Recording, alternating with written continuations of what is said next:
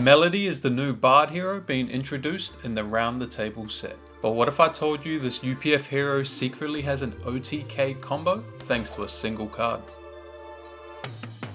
Final Act is a red 1-cost Bard attack that reads, when this attacks, it gets +X, where X is twice the number of cards in all pitch zones. A simple ability that is easily abusable thanks to copper, silver, and gold tokens. These tokens allow us to pitch cards to draw a card, just to pitch the newly drawn card to draw another. We then repeat this process as many times as we can with the tokens we've made during the game, letting our final axe swing in for an easy 30 to 40 damage. But that's not all, because since the attack is a 1-cost, this means we can also utilize Snapdragon Scalers to give Final Act go again. This means we can swing in with the Final Act for 30 twice in a single turn. We can do this with either the second copy of Final Act itself, or one of our 4 recurring effects to bring back the first Final Act from the graveyard after attacking.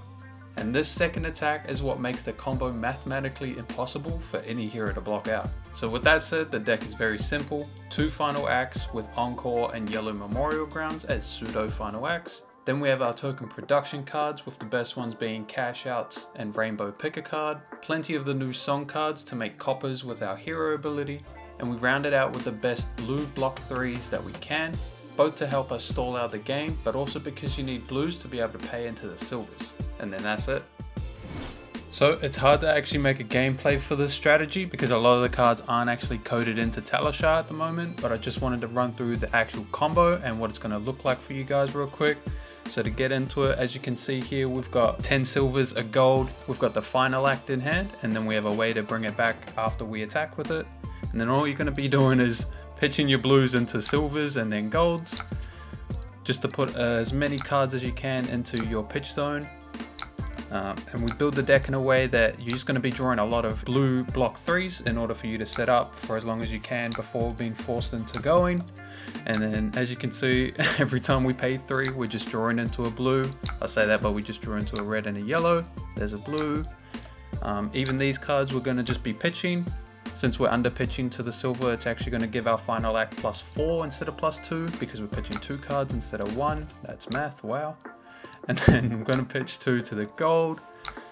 Here, just want to make sure I have enough resources. So coppers do cost 4, so I want to do them last and just make sure I'm going to have enough resources to play the Final Act, bring it back with Encore and then another one. So here I think we're pretty set.